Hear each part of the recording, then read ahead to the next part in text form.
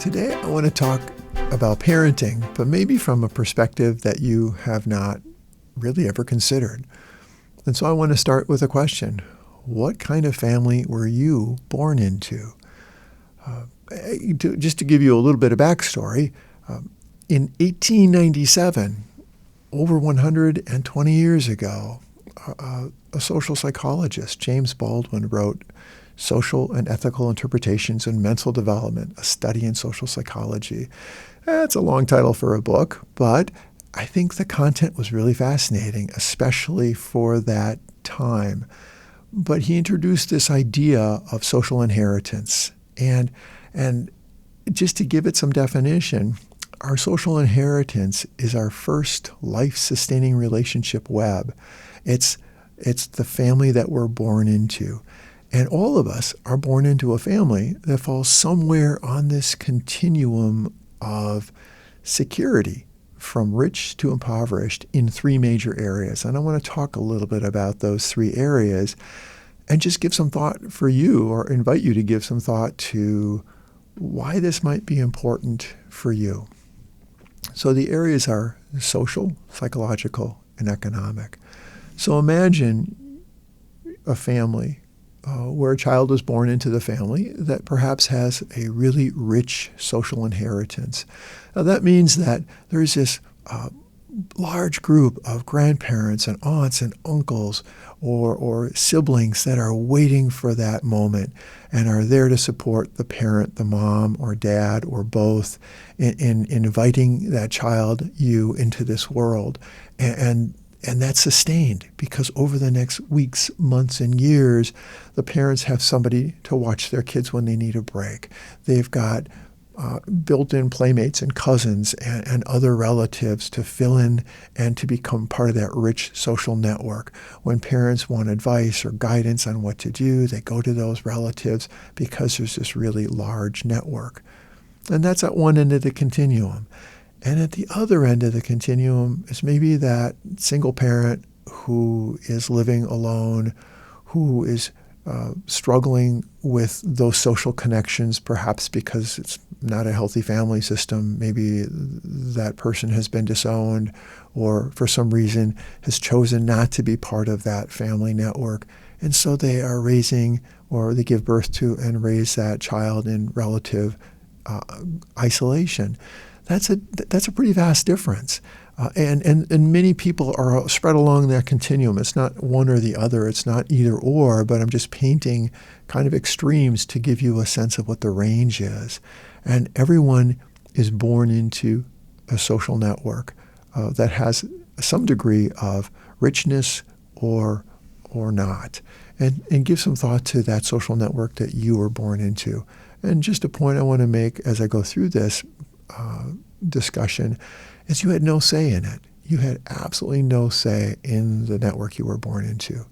Psychological inheritance is similar in that sometimes we are fortunate if we are born into a family where our parents are really fairly stable, where they have a good bearing and a good sense of themselves, and they're not struggling with depression or anxiety or addiction, and they're doing really well with their own sense of well-being, and they have the mental energy and the physical energy to invest in taking care of you. And some people are fortunate in that they're born into a family where the parents really are pretty stable in good ways. And sometimes children are born into families where maybe that's not the case, where one or the other, or perhaps even both parents, really struggle with having the ability, the energy, the capacity to give a lot of time and a lot of effort to the demands of an infant.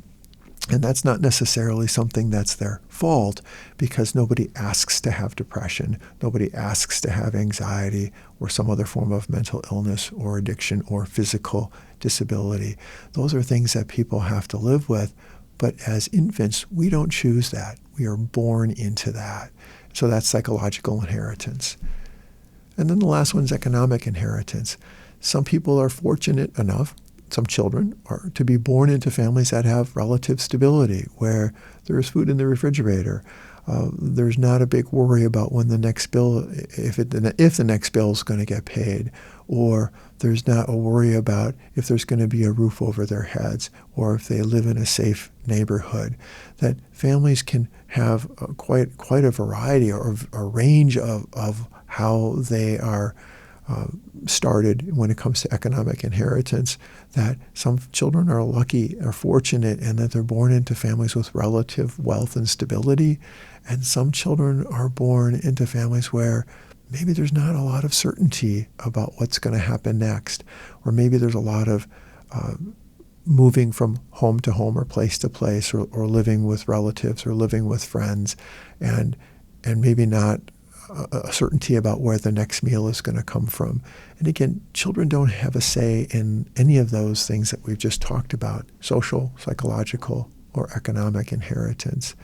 I want to give an example of that from my own life. My parents were both raised during the Great Depression in the 1930s, and I can remember my mom talking with her brothers about how they would have to walk along the railroad tracks in the neighborhood they lived in to find coal that had come off of the steam engines. And they would use that coal to help heat their home. Something that today we would never think about, because our heat may come to our homes in a different way. We certainly worry about the price of fuel today and gas and however we heat our homes, but it wasn't something that children had to worry about. Our children generally. And for my mom as a young girl, having to carry a coal bucket looking for coal on the railroad tracks during the Great Depression really left an impression for me. But when I think about my parents and their own attitude about money and about savings and about economic stability, I think it would be accurate to describe my parents as very frugal and penny pinchers, and always making sure that they had enough for just in case, for that rainy day. And I have to believe that their early life experiences, living their first decade of life in a really stressful economic time in this country, probably left a pretty big impression on them. And that was part of their social inheritance, and as a result, part of mine, that I probably, as an adult, have become more conservative or thoughtful about how I make my investments and spend money, because I know that sometimes people don't have any. So give some thought to your own social inheritance. Take a moment to consider your own origin story regarding social inheritance. Some of us were more fortunate than others. Again, we had little or no say in our beginnings, but there's great news. Each day in my work, I experience families who may have had a rough origin story, but because of their determination and resilience, they want to change.